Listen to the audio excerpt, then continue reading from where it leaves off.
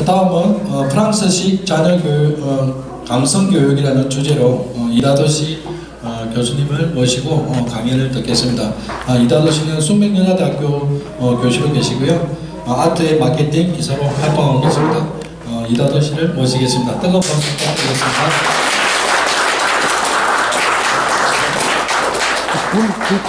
불 꺼야 된다. 예.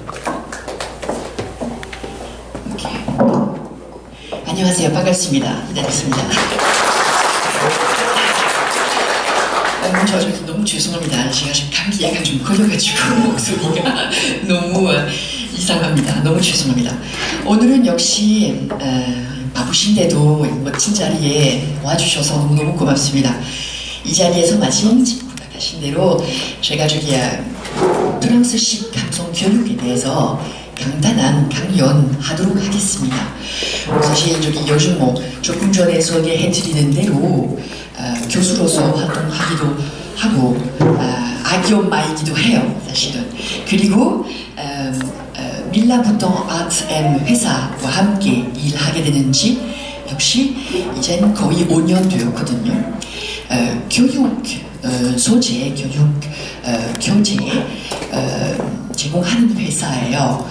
마침 우리 교재, 우리 교육 방법, 프랑스 감성 교육 방식하고 너무 비슷하고요. 사실 그 방법 있는 그대로. 밀라부통 아트 앤 이름 속에 밀라부통 선생님 성함이거든요. 사실 살고 계신 분이에요. 아주 유명한 원래 화가이시기도 하고 40년 전에 마침 그림에 대해서, 예술에 대해서 애들한테 여러 가지 가르칠 수 있게끔 다양한 미술 아카데미, 다양한 교재 개발하신 분이에요. 이분이 세계적으로 이젠 이런 방식 덕분에 상당히 유명하고 엄청 많은 유명한 미술관 아카데미, 어린이 아카데미 쪽으로 여러 가지 이렇게 가르쳤어요. 이 미술 방식, 감성적인 시스템 방식 포인트는요, 역시 그림 통해서 애들한테 여러 가지 가르칩니다. 여러 가지 전달하기도 하고 되게 유명한 방식이에요. 그래서 왜 하필이면 그림? 사실은 밀라부터 선생님처럼 저도 프랑스에서 자랐고요. 프랑스에서 교육받았습니다. 그래서 프랑스 교육 체계가 여러 가지 사실 그 체계에 대해서 여러 가지 얘기할 수 있지만 아주 좋은 포인트, 아주 유명한 사실 하나 있다면 초기 단계에 아주 좋은 체계로 유명하거든요. 사실은 효과가 있습니다. 특징 하나 있다면 통합적인 시스템이에요. 이 시스템 한가운데 미술 갖고 미술에서 출발해서 다른 과목하고 연결하게 되고 애들하고 더욱더 쉽게 커뮤니케이션 이어지고 애들과 함께 더욱더 쉽게 역시 교육 시스템 속으로 대화할 수 있는 거죠. 일찍부터 아시다시피 애들 그림 통해서 엄청 많이 이해하고 느끼고 표현하기도 해요. 미술이라는 게, 그림이라는 게 아예 애들 커뮤니케이션으로 보시면 되거든요. 사실은 되게 중요한 과목이에요. 세계적으로 확인해도 그림이라는 게 애들한테 가장 재미있는 어떻게 보면 미술 테크닉이에요. 그냥 하얀 종이에서뿐만 아니라 간단한 막대기 들고 저기 모래에서 그림할 수도 있고요. 유리창에 함께 만들어가지고 손가락으로 여러 가지 이렇게 표현할 수도 있잖아요. 애들도 텔레비전, 컴퓨터 등등 이런 것들 좋아한다는 이유가 그림 통해서 엄청 많이 보고 느끼고 바로 이해해요. 그림이라는 게 애들 커뮤니케이션 도구예요. 더구나 미술 통해서 똑같이 애들이 여러 가지 전달하기도 해요.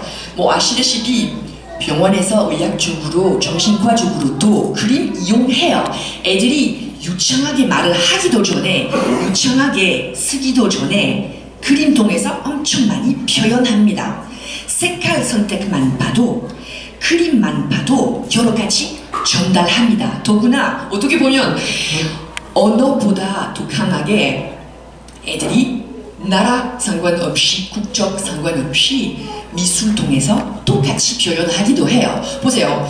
뭐 두 돌, 세 돌밖에 안 되는 고마한테 사람 그려달라고 부탁해봤자 프랑스 고마라도 한국 고마라도 아프리카 고마라도 미국 고마라도 똑같이 그려요. 동그랗게 다리 두 개, 발 두 개, 눈 두 개, 입 이렇게 똑같이 표현해요. 그만큼 그림이라는 게 미술이라는 게 중요한 과목이에요. 누구나 그림 통해서 진행하게 되면 애들이 굉장히 편안하게 여러 가지 받아주기도 하고 이해하기도 해요. 글보다. 더구나 그림 이용해서 이후에 다른 과목하고 너무나 쉽게 연결할 수도 있겠죠. 예를 들면 그림 속에 저기야 태칭에 대해서 여러 가지 발견해봤자 앞으로 수학 과목에 활용할 수 있는 재주겠죠. 한 뭐 아름다운 그림 속에 다양한 저기 동물 이름이라든지 꽃 이름이라든지 발견해봤자 마찬가지 과학 시간에 다시 활용할 수 있는 재주겠죠. 그래서 프랑스 시스템에서 이런 초기 교육 어떻게 진행되는지 좀 보여드리도록 하겠습니다. 간단한 영상 준비되어 있는데 아주 특이한 거 선택했어요. 일부러. 잘 보시고 이후에 물론 여러 가지 설명해 드리도록 하겠습니다. 잘 보세요. 얼마 동안 애들한테 여러 가지 시킬지, 애들이 더 정확하게 뭐 할지 상당히 단순한 것 같지만 숨겨진 여러 가지 뒤에 있습니다. 너무 중요해요. 다시 한번 먼저 보시고 이후에 계속 하도록 하겠습니다. 선생님 준비됐어요? 영상? 프랑스로 그럼 돌아가 봅시다.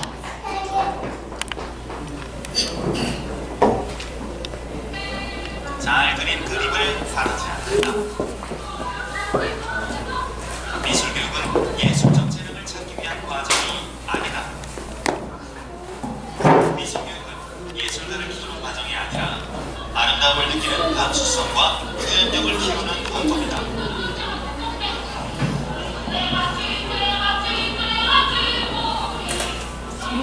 예술의 나라 프랑스. 평범한 교육으로 천재를 키워내는 프랑스 강속교육의 현장을 돌아본다. 1학년 교실에서는 미술 수업이 진행 중이다. 내용은 의외로 단순하다. 선생님이 하는 것처럼 네모칸에 빨간색을 칠하는 것.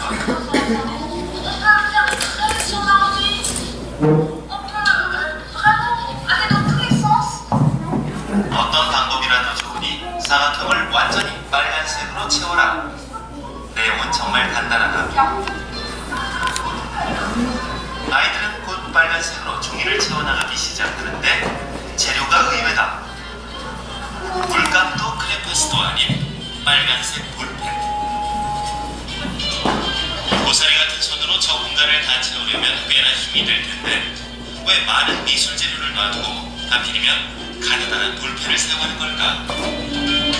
En fait, l'idée de départ, c'est de montrer qu'un outil qui a été fabriqué pour une fonction très précise, le stylo bic, il a été fait pour écrire. On peut aussi l'utiliser pour une autre fonction.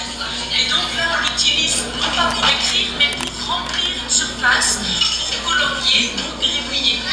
Du coup, en fait, ça apprend aussi à qu'on peut utiliser quelque chose pour autre chose que ce qu'on avait prévu. Et je pense que c'est ça être créatif. 그렇게 40여 분. 아이들은 자신에게 주어진 종이를 모두 빨갛게 채웠다.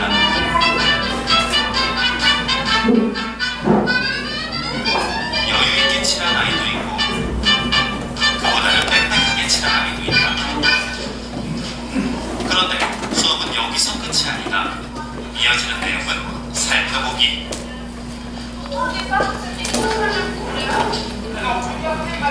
무조건 자기 작품한테서 당당하게 쓸 줄 알아야 돼요. 애들한테 항상 물어봐요.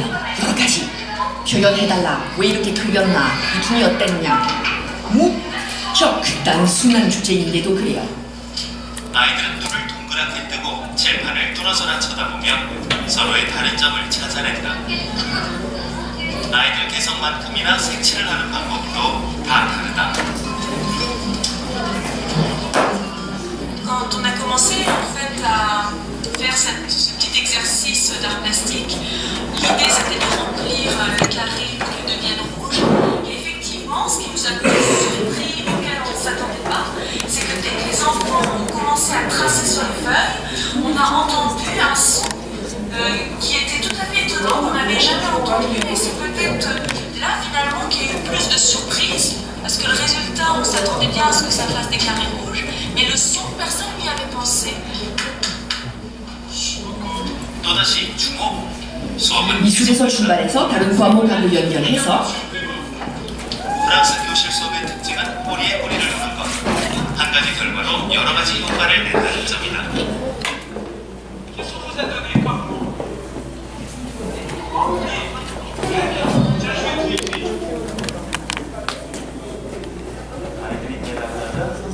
곧바로 칠판에 채우다라는 단어를 적었다. 아까 경험통에서 들었던 단어들이라 더욱더 쉽게 새로운 단어 꺼내기도 하고 기억하기도 해요. 휘날긴다. 그냥 그래서 봤으면 어린 애들이라 무슨 짓인지 몰랐을 텐데 진짜 괜찮아요. 여러 가지 영역으로 확대하는 것은 판에 박히지 않은 유연한 사고를 기르는 데 효과가 있다. 색칠하다, 휘날긴다, 그리다, 채우다, 여러 가지 결국 다시 한번 미술 수업을 기본으로 하는 것은 그 점이다. Donc en France, on utilise des arts plastiques. 역시 그런 내용이죠. 그러니까 미술 이용해서 다른 과목하고 연결해서 국어 시간이면 국어 시간, 수학이면 수학, 과학이면 과학 이렇게 수업 계속 이어지는 거예요. 결국 애들이 미술 덕분에 경험 통해서 체험 통해서 여러 가지 보고 발견하니까 질문 많죠. 호기심 갖고 다른 과목 쪽으로 가게 되면 더욱더 재미있게 수업 듣게 되고 더욱더 재미있게 여러 가지 하게 되죠. 보셨잖아요. 무척 간단했죠. 볼펜 갖고 작은 종이 색칠한다는 거 상상해보세요. 내일 애들이 유치원에 가서 오늘 수업 시간에 뭐 했니 물어보시고 역시 볼펜 갖고 40분 동안 색칠했다는 이야기하면 기분이 좋으시겠습니까? 다만 굉장히 중요한 단계입니다. 사실은 이 단순한 것 뒤에 여러 가지 숨겼어요. 일단 몇 분 동안 40분 얘기했죠? 그죠? 40분 동안 이 나이 되면 6살, 7살밖에 안 되는 꼬마가 40분 동안 앉아서 시작부터 끝까지 뭐가 좀 한다는 게 쉬운 일이 아닙니다. 첫 번째 목표는요. 집중. 뭐가 좀 시작하면 끝까지 가야 된다는 거. 한 중요한 목표예요. 이런 걸 어릴 때부터 배워야죠. 3살 버릇은 8가지 간다는 말이지 않습니까? 프랑스에서 마찬가지. 또 이 나이 되면 가늘한 볼펜 하나 갖고 이 작은 종이 색칠한다는 걸 색칠하기 위해서 만만치 않은 힘이 있어야죠. 손에. 일부러. 그래서 이 나이에는 종이접기, 가위질 이런 걸 많이 하게 해야 돼요. 왜냐하면 역시 작은 손에 아주 조그만 근육이 있거든요. 이런 미세한 작은 근육들 개발시켜야 돼요. 그래야 불을 꺼서 제대로 된 글씨 그리게 돼요. 수학할 때 제대로 역시 할 수 있겠죠. 중요한 목표예요. 또 가늘한 볼펜 하나 갖고 미술한다는 게 또 다른 걸 한 도구지만 새로운 각도대로 이용하게 되면 다른 거 할 수도 있다는 게 역시 그만큼 더 넓게 이 세상을 보게 되는 거죠. 중요해요. 프랑스에서 사실 유럽에서 주로 애들한테 미술 교육 시킬 때 약간 좀 배가 고프게 하는 거예요. 창의적으로. 색깔만 봐도 중학교 때까지 색깔 5가지밖에 안 줘요. 하얀색, 검정색, 빨간색, 파란색, 노란색 밖에 안 줍니다. 애들 심심하게 하려고 한 거 아니거든요. 이거 커다란 선물이에요. 왜냐하면 당연하게 다양한 색깔 필요하겠죠. 필요하면 만들어라. 이것저것 섞으면 여러 가지 나타나요. 필요해요? 만들어라. 배가 고프게 해야 되거든요. 그래야 앞으로 가죠. 앞서가죠. 개발하죠. 배우려고 해요. 물어보려고 해요. 이 나이에는 생각 30까지 줘봤자 커다란 선물 아니거든요. 노력 안 해요. 개발 안 해요. 이런 역시 이런 지식 말이죠. 이것도 지식이에요. 어떻게 보면 이런 지식 얼마든지 탈 수 있어요. 사실은 유럽 시스템에서 애들한테 이 나이 되면 일찍부터 지식 막 가르치지 않아요. 수학할 때도 마찬가지. 수학 이런 과목 역시 수학책 이렇게 딱 보면 물론 숫자 많이 나오겠지만 주로 그림으로 많이 진행되거든요. 어린 나이에는 그러니까 숫자만 갖고 수학 가르친다는 게 상당히 어려워요. 다만 애들이 그림 통해서 진행되니까 더욱더 이해해요. 그리고 머리를 이용해야죠. 지식 앞으로 얼마든지 딸 수 있어요. 다만 이런 많은 지식 이용할 줄 모르면, 개발할 줄 모르면, 질문할 줄 모르면 일어나서 제 생각에는, 내 보기에는 이런 당당한 자세 가질 수 없으면 소용이 없습니다. 더구나 아시다시피 이제 우리 대한민국에서 웬만하면 모든 어린이들이 좋은 교육 받을 수 있어요. 웬만하면 대부분 학벌사일 수도 있습니다. 다만 이젠 창의력 가득한 그런 자세 있어야죠. 그래야 앞서가죠. 똑같은 문제 앞에서 다들 부딪힐 때 남들하고 다르게 생각할 줄 알아야 되거든요. 다른 각도대로 이렇게 자꾸 안 되니까 다른 각도대로 생각해보면 뭐가 정치하실 수도 있겠지. 이런 자세 일찍부터 역시 키워야 돼요. 다만 애들하고 역시 편안하게 커뮤니케이션 하기 위해서 편안하게 머리를 이용하게 하려면 쉽게 대화해야 되겠죠. 쉽게 커뮤니케이션 이어져야 되겠죠. 그림 갖고 그거 너무나 쉽고요. 그리고 이후에 역시 애들한테 자꾸 물어봐야죠. 그래서 이따가 우리 소장님께서 소개해드릴 교재 통해서 그림에서 출발해서 그림 보면서 여러 가지 발견하면서 애들하고 자꾸 대화하게 되고, 더구나 선생님이 일반적으로 뭘 전달하지 않죠. 여러 가지 전달할 수 있겠지만 애들한테 자꾸 물어봅니다. 그거 왜 그럴까요? 이게 뭘까요? 이거 어떻게 생각하세요? 이게 어떻게 해결할 수 있을까요? 자꾸 애들이 일찍부터 당당하게 쓸 줄 알아야 돼요. 당당하게 자기 생각대로 여러 가지 전달할 줄 알아야 돼요.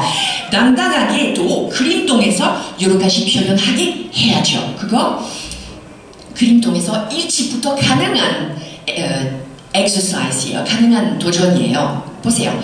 마지막으로 우리 친구 중에 사실 마침 창의력에 대해서 박사과정 준비하셨던 친구 있거든요. 그래서 이분이 역시 같은 주제 갖고 같은 나이 애들 만나서 세계적으로 다녔어요.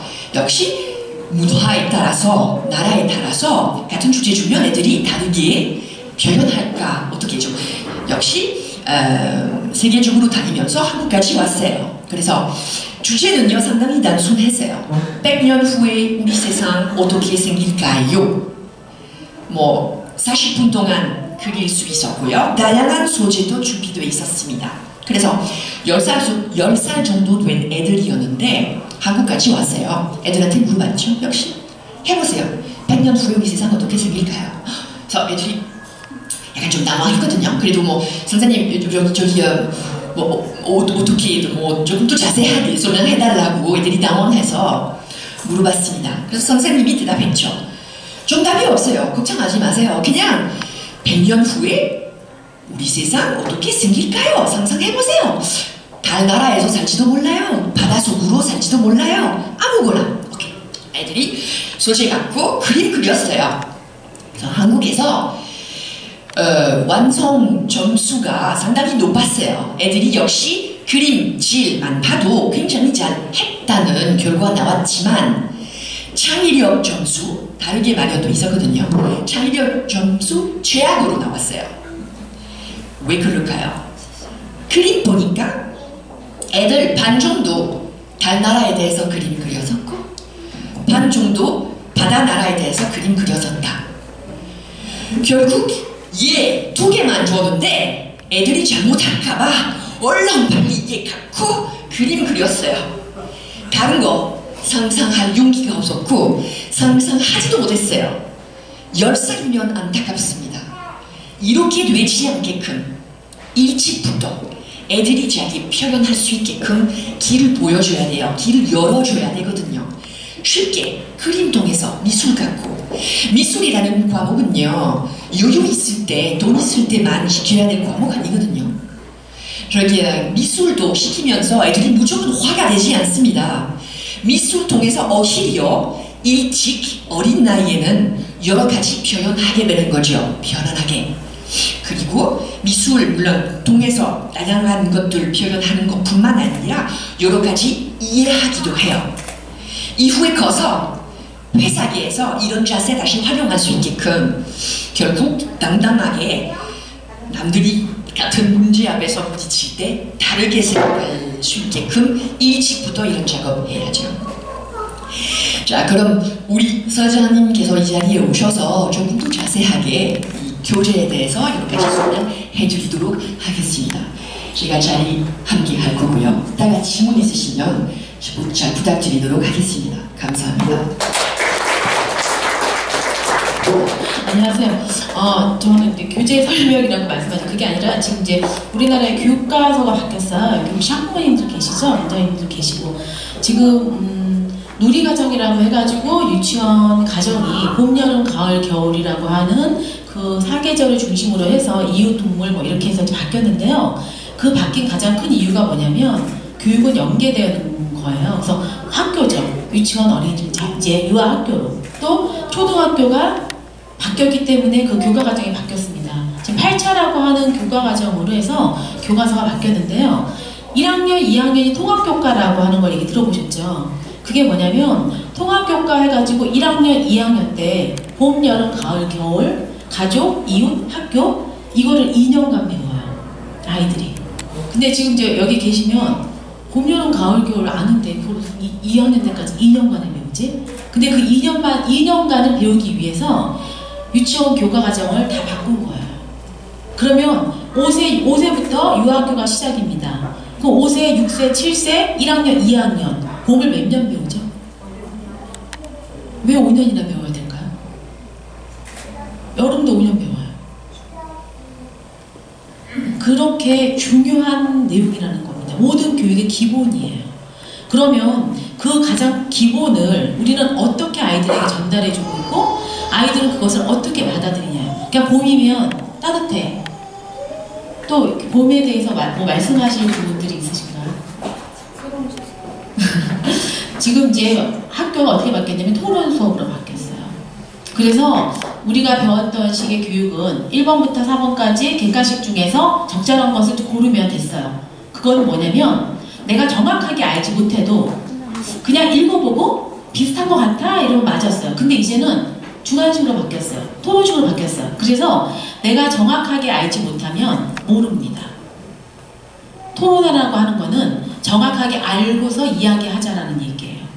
그래서 지금 바뀐 교과서들을 보면 다 그림 위주로 바뀌었어요. 지금 1학년들이. 통합교과로 바뀌었다라고 하는 게 지금 모든 전과목이 다 통합으로 바뀌었다는 게 아니라 국어는 논술 쪽으로 바뀌었어요.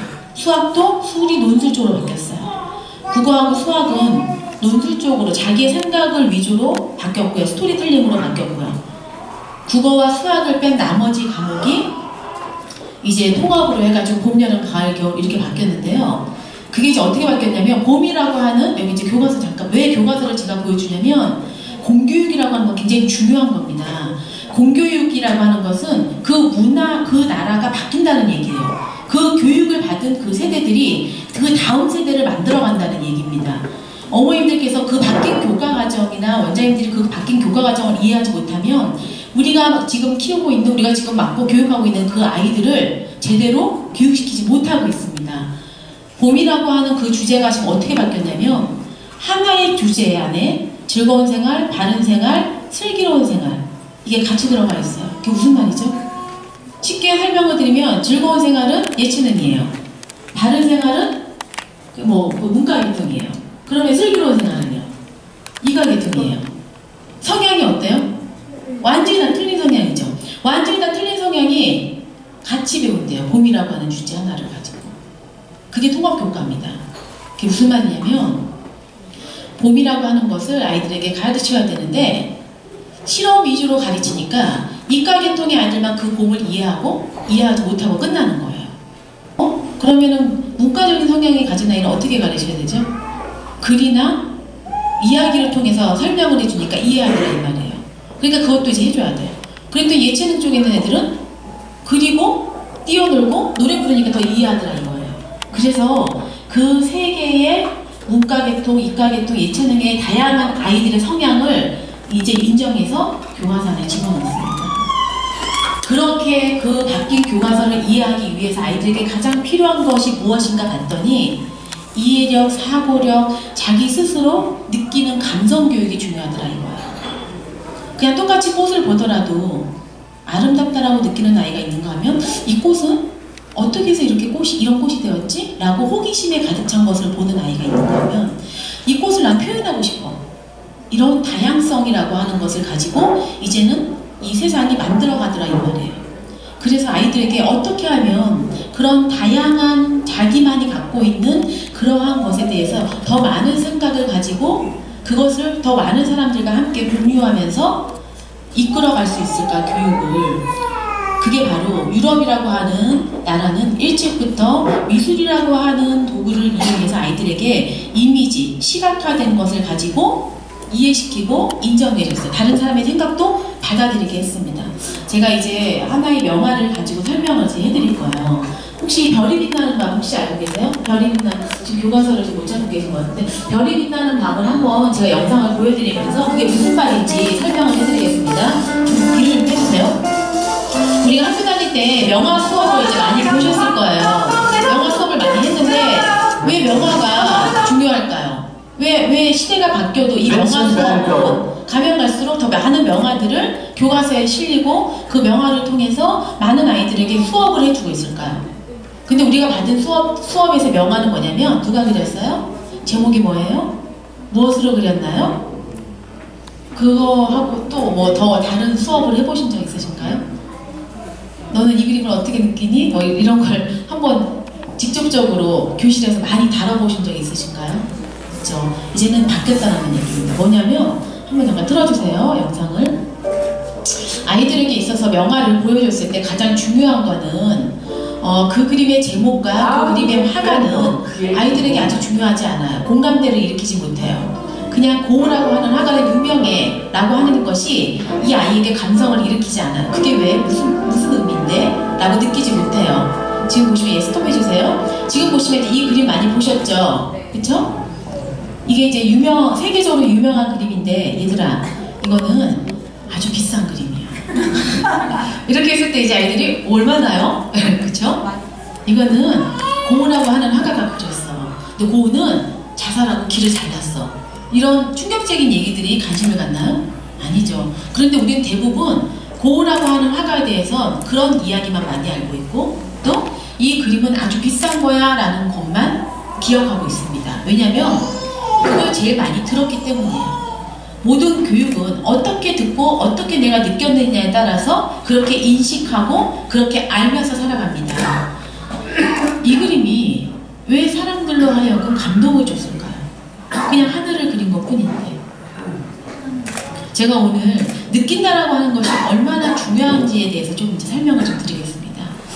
이 그림을 설명을 하자면 이건 밤을 그린 거래요. 제가 이제 편안하게 한번 설명을 해드릴게요. 그런데 밤은 어떻죠? 밤은 우리가 느낄 때 무슨 색깔이 주로 많죠? 검정색이 많은데 이 그림 속에 검정색이 보이시나요? 왜 검정이 없죠? 밤하늘은 깜깜한데 이 그림을 그린 이 화가는 까만 밤하늘을 쳐다보고 무언가 발견했대요. 반짝이는 것을. 혹시 밤하늘에 반짝이는 것이 있다는 걸 느껴보신 적 있으신가요? 밤하늘에 반짝이는 게 뭐죠? 네, 별이죠. 별이 검정색인가요? 네, 맞아요. 까만 밤하늘에도 색이 있다라는 겁니다. 그것이 비록 작은 색일지라도 밤하늘에 색이 있다는 것을 찾아낸 거예요. 그래서 그 화가는 그 반짝이는 별을 쳐다보는 순간 까만 하늘이 아니라 반짝이는 하늘을 그리고 싶었어요. 그리고 그 반짝이는 작은 별을 보는 순간 낮에 봤던 흰구름도 보게 됐어요. 혹시 밤하늘에도 낮에 봤던 흰구름이 있을까요? 없을까요? 있죠. 그걸 아이들한테 제가 물어보면 아이들이 그 다음부터 이제 멘붕이 됩니다. 흰구름 못 봤는데? 그럼 제가 물어봐요 또. 그럼 낮에 있던 흰구름은 밤에 어디로 갈까요? 그게 바로 과학의 호기심이 시작인 겁니다. 깜깜해서 안 보이는 거야. 그런데 누군가가 반짝이는 별 옆에 있는 구름은 보일까? 너가 한번 잘 볼래? 그럼 그 순간 아이들은 밤하늘에 관심을 갖고 이 수업이 끝나고 나면 밤하늘을 봐야지라는 생각을 갖게 됩니다. 모든 교육은 관심을 가질 때 보기 시작을 하는 거예요. 그 까만 하늘에도 흰 구름이 있습니다. 고은은 바로 그 반짝이는 별과 바람이 부니까 밤하늘에 흘러가는 그 구름을 그려야겠다는 생각을 갖게 됐어요. 그래, 밤하늘이 까맣지만은 않구나. 그래, 내 인생도 어둡지만 나에게도 희망이 있을 거야 라는 생각으로 희망을 그린 거야. 이렇게 해서 밤하늘에 구름과 별들을 그려내기 시작을 했어요. 한번 틀어줄게요. 얘들아, 너희도 밤하늘에 이렇게 해오리 모양을 하면서 흘러가고 있는 저 구름을 본 적이 있니? 여기서 흘러가는 이라는 말을 이해하게 됩니다. 아이들이. 밤하늘에 떠있는 저 수많은 별들을 너는 세워본 적이 있니? 너를 따라오면서 너를 환하게 비춰주고 있는 저 달을 너는 만나본 적이 있니? 이렇게 우리가 사는 세상은 이렇게 움직임으로 가득 차 있단다. 바람이 부니까 하늘만 움직이는 게 아니라 땅의 나무도 움직이고 마을도 움직이는 거야. 우리가 사는 세상에는 이런 다양한 움직임들로 가득 차 있는데 너는 그런 움직임을 본 적이 있니? 이렇게 하고 이제 아이들한테 다시 그림 보여주는데 스톱해주세요. 이제 여기 계신 분들도 이 그림의 움직임이 느껴지시나요? 한번 봐주시겠어요? 왜 아까까지 멈춰져 있던 그림이 4D로 바뀌었나요? 3D로 바뀌었나요? 왜 갑자기 얘가 움직이죠? 왜 내가 느끼죠? 왜 1차적인 그림에서 이게 왜 입체적인 그림, 3차, 2차의 그림으로 왜 바뀌는 거죠? 이게 바로 교육의 힘입니다. 어떻게 가르치느냐가 그 아이를 바꾼다는 겁니다. 우리가 이 그림을 그렇게 수없이 많이 봐왔지만 많은 문과적인 성향을 가진 아이들은 나 저거 갖고 시 쓰고 싶어. 나 저 이야기 갖고 동화 만들고 싶어. 또 이과적인 성향을 가진 아이들은 어떻게 구름이 움직였지? 바람이 어떻게 저런 것들을 움직이게 하는 거지?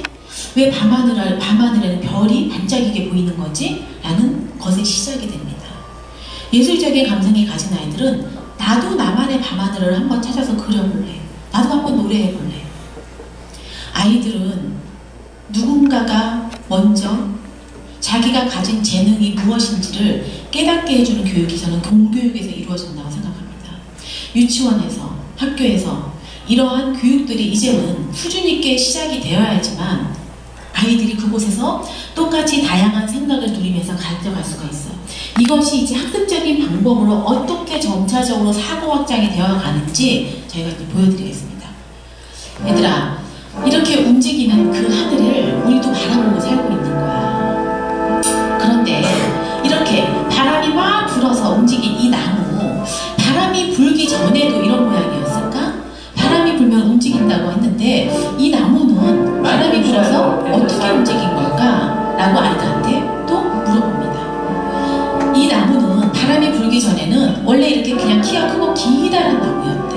그런데 글쎄 이 나무가 바람이 부니까 모양이 바뀐 거야. 근데 이번엔 낮에 나와서 보니까 글쎄 해가 비치니까 색이 바뀌더래. 어떻게? 해에서 가까운 쪽은 밝은 색으로, 해에서 멀리 떨어진 곳은 어두운 색으로 변하면서 글쎄 색이 바뀌더래. 너도 빛에 따라서 변화되는 색을 바라본 적이 있니?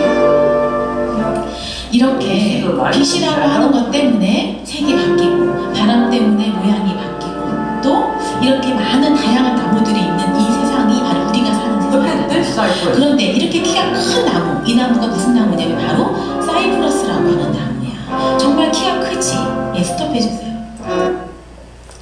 우리가 미술 시간에 나무 그리기 많이 했어요. 나무 그려 이랬습니다. 지금 보시면 옆에 고우가 바로 그린 사이프러스 나무입니다. 많은 사람들이 그러죠. 뭐야, 이 나무 하나가 얼마라고? 저거 나도 그릴 수 있겠어. 저게 뭐가 저렇게 비싸다는 거야.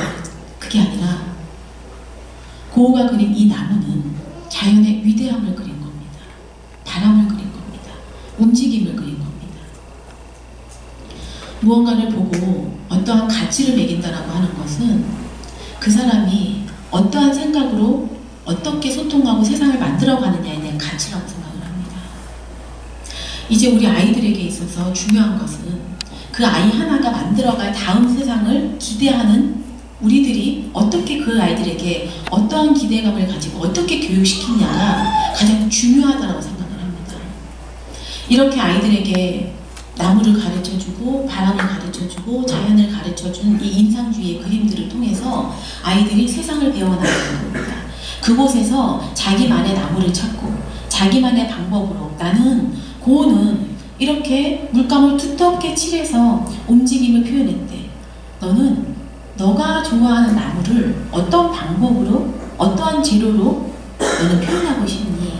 이게 바로 미술이라고 하는 수업으로 연계되어지는 거라고 생각을 해요. 지금 많은 교육들이 우리 교육 현장에서 이루어지고 있지만 정말로 아이들이 이러한 생각을 통해서 자기가 지금 하고 있는 수업을 끌고 가고 있는지, 우리가 배웠던 식의 교육으로 우리가 다음 세대를 책임질 아이들에게 우리가 살았던 70년대, 80년대를 다시 살 수밖에 없는 그 교육을 다시 쳇바퀴 돌듯이 다시 하고 있는지 저희가 다시 한번 생각해보고 그 교육에 그 무게감을 가지고 아이들에게 정말 필요한 교육, 내가 지금 받지 않았지만 우리가 프랑스나 유럽에서 하고 있는 그런 교육들이 다 좋다라는 게 아니라 그들이 왜 세상에 많은 브랜드를 만들어내고 왜 세상에 가치 있는 것들을 많이 만들어서 그 나라가 저작권이라든지 라이센스만을 가지고도 잘 살 수 있는지, 그게 그것을 그 노하우를 우리 아이들한테 가르쳐줘서 우리 아이들이 이제는 노동이라고 하는 것으로 이 나라를 만들어가는 것이 아니라 창의적인 어떤 상품과 창의적인 발상을 통해서 새로운 형태의 기업으로 이 세상을 주도해 나가는 리더로 키워야 되는 것이 아닌가라는 말씀을 오늘 드리고 싶어서 이제 나왔습니다. 그래서 우리 이다 이사님이 프랑스에서 정말 어린 시절을 보냈잖아요. 제가 이제 프랑스에 한 10년간을 가 있으면서 제가 느낀 게 뭐였냐면 우물랑 괴물이구나. 유럽은 그냥 국경선이 없잖아요. 그냥 유럽으로 그냥 다니잖아. 그렇게 넓은 세상에 많은 민족과 함께 살아온 그들과 우리는 3면이 바다고 북한이 딱 있기 때문에 다른 민족과의 교류가 없어요. 이렇게 소통이 안 되는 이쪽에서 살아온 아이들이 같이 경쟁을 한다는 것이 안 되는구나. 이거는 교육이라는 힘으로밖에는 경험하지 못한 것을 알려서라도 다양한 세상에 대해서 아이들이 인지하고 리더로 자라갈 수 있도록 해주는 것은 우리가 바뀐 교육을 통해서 아이들한테 교육의 힘을 다시 한번 불어넣어줄 수밖에 없구나라는 생각입니다. 지금 저희가 유치원을 다 돌아다니지만 심각한 문제가 뭐냐면요. 제가 학교 다닐 때는 한 학년에 13반, 14반, 또 한 반에 70명이 넘었습니다. 현재 초등학교가 3반, 5반인 곳이 많고요. 한 반에 20명이 안 됩니다. 우리가 20년만 있으면 인구가 3분의 1로 줄어든다는 소리예요. 이거는 굉장한 국가적인 위기입니다. 그렇다면 우리가 다음 세대의 아이들을 국가 경쟁력 있는 아이들로 키우려면 우리가 받아들여야 될 교육을 빨리 받아들이는 수밖에 없다는 겁니다.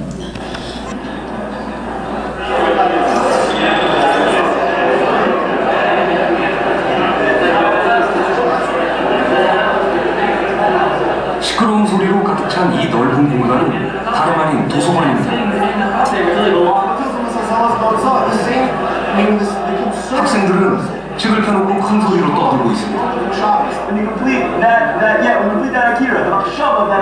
언뜻 보면 상대에게 화가 나서 따지는 것처럼 보이는데요. So we are talking about that. So what about that? Let's just try to get what are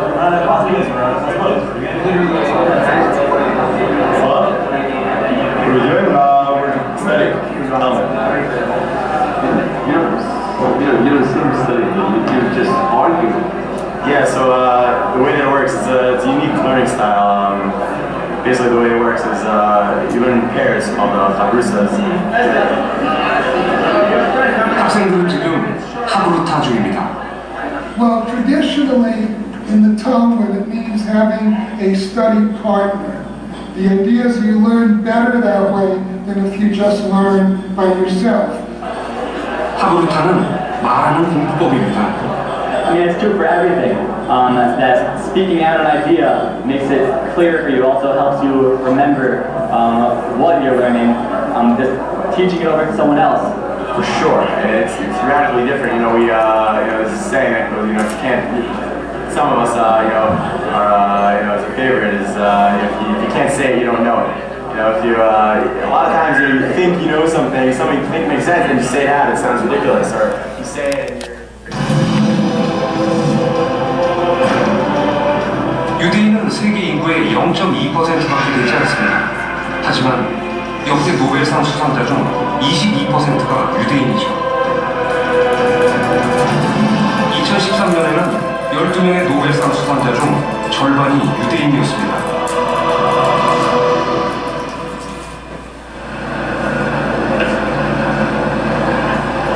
유대인이 금융, 경제, 법률 등 모든 분야에서 성공하는 비결.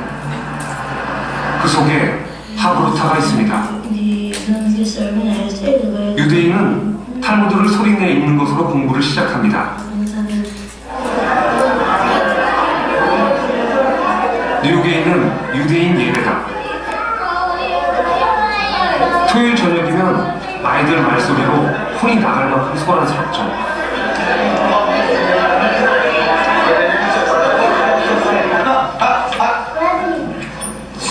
교실도 마찬가지입니다.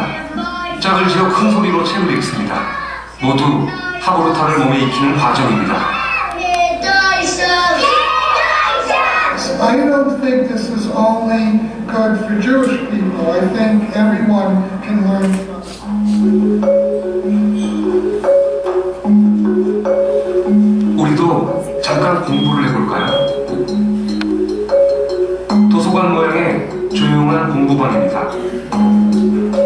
한 사람씩 한마디로 나뉘어져 있죠. 지금부터 8명의 대학생들은 서양사의 한 부분을 공부하게 됩니다. 3시간 뒤 시험을 보기로 했습니다. 학교 시험도 아닌데 꼼짝 않고 열심히 공부하네요. 시험 본다고 해서 옛날부터 시험 보고 막 연도 나오고 무슨 국가 이름 나오고 그런 것들 많이 나오잖아요. 그런 것들이 잘 나오고 있어요. 초반에는 형광펜으로, 그러니까 눈에 들어오는 문장 같은 거 형광펜으로 쳐서 먼저 한 번씩 다 읽고요. 그 형광펜 친 거를 쓰면서 노트 정리식으로 공부하고 있어요. 그런데 같은 시간 아래층에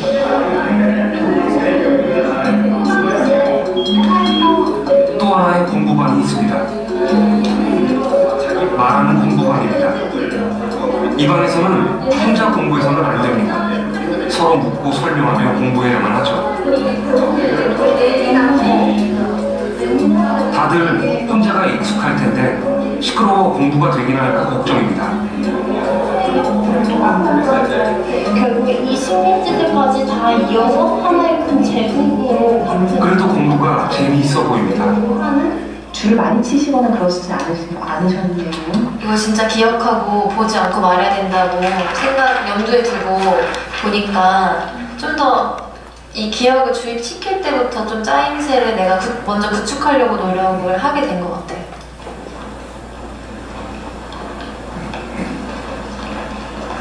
세 시간 뒤 조용한 공부방과 말하는 공부방 학생들이 모두 시험장에 들어섭니다. 시험을 시작을 하겠습니다. 네, 문제지 펼치고 시험 문제 풀어주세요.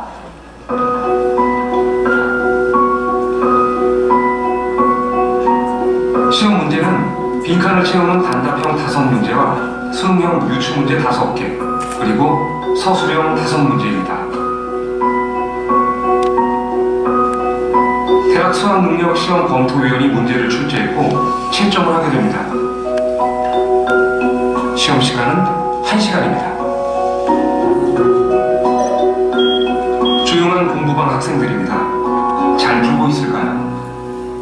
막상 시험지를 받고 시험 문제를 풀려고 하니까 딱 그 중요한 부분에서 생각이 안 나고 막상 시험지를 보니까 잘 안 되더라고요. 이쪽은 말하는 공부방 학생들입니다. 확실히 여기가 더 잘 봤을 것 같은데요. 자기가 아는 게 모르는 게 나오니까 아는 거는 제끼고 모르는 것부터 먼저 공부할 수 있는 그렇게 되거든요. 내가 설명해 줄 때 내가 잘 모르는 부분을 스스로 캐치할 수 있다는 거. 오늘 배운 부분만큼은 좀 그래도 많이 기억에 남겠죠. 달랐던 것은 3시간의 공부법. 정말 말하는 공부방이 시험을 더 잘 봤을까요?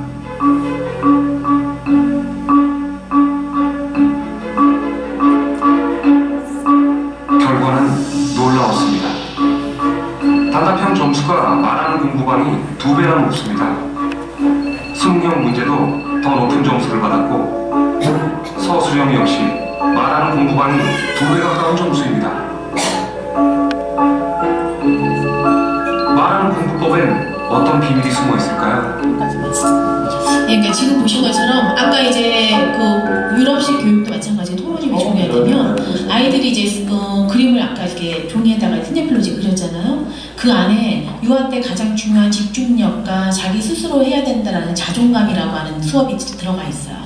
어머님들이 뭐냐면 뭔가 근사하고 멋진 것을 어릴 때부터 아이들이 해야 된다라는 그것 때문에 많은 유치원이나 학교에서 선생님들이 만들어져 있는 물건, 그 미술 작품들을 많이 가져갔어요. 그러다 보면 그 수업이 나중에 결과적으로 아이들한테 어떻게 하냐면 나는 할 수 없어. 도와주세요. 이거는 내 것이 아님에도 불구하고 내 것입니다 라는 거짓말의 시작이 돼요. 아이들이 할 수 있는 것에서 시작해야 됩니다. 아이들이 할 수 있는 작품을 인정해 주는 게 우리가 지금 바뀐 교육을 인정하는 것입니다. 아이가 풀칠 하나 한다는 것도 어렵습니다. 풀칠로 종이와 종이를 붙인다라고 하는 작업을 저희가 초등학교 1학년 아이들 대상으로 실험을 해봤는데요. 경험이 없는 아이들은 100% 못 붙입니다. 왜? 끝까지 못 붙이고요. 중간에 풀칠하고 마무리를 못해요. 깨끗하게 마무리하는 수업을 왜 못하나 물어봤더니 해본 경험이 없대요. 그냥 다 잘라진 거 갖다가 조립하고 붙이기만 해봤대요. 그래서 그런 교육의 기본적인 교육이 굉장히 시급하다는 생각이고요. 아이들이 이제 처음부터 끝까지 자기가 다 했잖아요. 자신이 다 한 작품을 끝나는 게 아니라 그것을 당당하게 같이 붙여놓고 누가 누구 것을 잘했다라가 아니라 나와 저 친구는 왜 똑같은 재료와 똑같은 종이를 가지고 왜 틀리게 표현하기 시작했을까에 대한 호기심이 바로 토론의 시작이라는 겁니다. 왜 나는 이렇게 했는데 너는 이렇게 했을까? 그게 바로 발표라고 하는 수업을 통해서 이야기가 시작이 되는 거예요. 그 수업이 모든 교육의 기본입니다. 왜 이 사람들은 이렇게 했을까를 안다라는 것이 그 사고가 시작이 아이들한테 있어야 된다는 얘기예요. 이야기하게 했어요, 아이들이. 그냥 앉아있는 게 아니라 너는 어떻게 생각하는데? 너는 거기서 어떻게 표현했는데? 그걸 이제 말로 바꿔봐. 그래서 어떻게 했어요? 내가 그냥 막 이렇게 그렸는데 그걸 어떻게 했다 그랬어요? 나는 그 볼펜으로 그렇게 한 거를 뭐라고 표현하고 싶냐면 그렸다라고 표현하고 싶어요. 그래서 그리다라는 언어가 나온 겁니다. 나는 아까 할 때 하기 싫어서 억지로 막 이렇게 했어. 난 휘갈겼는데요? 라고 해서 휘갈기다라고 하는 언어를 인정하게 되는 겁니다. 그걸 통해서 언어라고 하는 문자를 인지하면서 학습을 하기 시작을 하게 되는 거예요. 저희가 밀라부탁의 이 수업은 바로 아이들에게 그 시작점을 가르쳐주는 교육입니다. 무엇을 통해서? 명화라고 하는 것을 통해서 세상의 기본 상식을 가르쳐주고요. 산, 나무, 사람 이런 관계들을 르누아르가 그린 사람을 통해서 고흐가 그린 해화적인 풍경들을 통해서 또 마네가 그린 많은 사건들을 통해서 이렇게 해서 그 화가가 그 시대에 느꼈던 많은 그림들을 통해서 아이들에게 그 질문을, 그 호기심을 그 이야기들을 갖게 하고 그것을 그림으로 표현하고 그것을 가지고 또 다시 학습적인 부분으로 넘어가서 다시 이야기하고 발표하는 그래서 이것이 유아기 때 경험이 없다면 아까 지금 이제 유태인 친구들이 대학교에서 스스로 토론했죠. 그런데 그 다음 장면이 뭐냐면 그 토론이 하루아침에 만들어진 게 아니라 어릴 때부터 토론하는 수업들을 통해서 만들어지는 겁니다. 지금 우리 아이들한테 있는 이 유아기의 시대에 아이들에게 어떤 교육의 시작으로 이 아이들에게 해주냐가 우리가 다음 세대를 이 세상을 리더해 나가는 창의적인 아이로 키울 것인지 안 키울 것인지가 굉장히 중요한 시점이라고 생각을 하고요.